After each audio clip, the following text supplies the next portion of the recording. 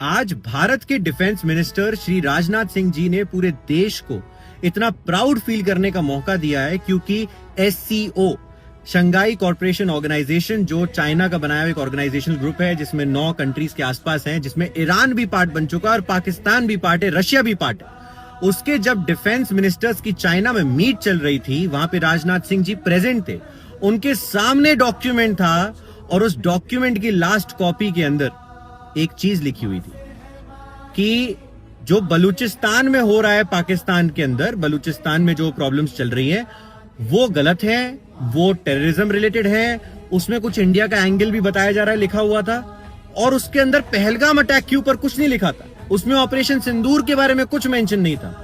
राजनाथ सिंह जी ने उसे साइन करने से मना कर दिया, उन्होंने उस डॉक्यूमेंट को साइन नहीं किया। आप सोचिए, इतने सारे कंट्रीज के डिफेंस हेड्स वहां बैठे हुए हैं और उनके सामने लाइव मीटिंग में उन्होंने साइन करने से मना कर दिया। इससे बड़ी बात क्या हो सकती है।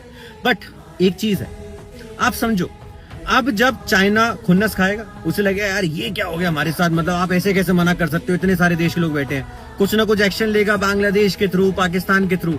उस टाइम पर भारत के हर भारतवासी को साथ रहने की जरूरत है, क्योंकि देखो, अगर आप एक देश के सामने झुक जाओगे तो कहेगा अरे कोई बात नहीं बेटा, तुमने कर दिया, कुछ नहीं होता।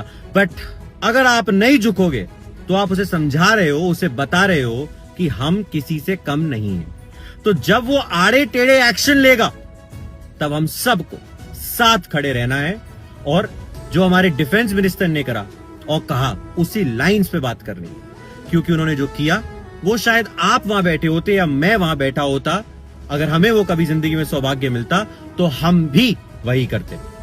कि भारत की आप बातें नहीं करोगे और हम साइन कर दें ऐसे डॉक्यूमेंट्स पे, ये हो नहीं सकता। ये नया भारत है। जय हिंद, जय भारत।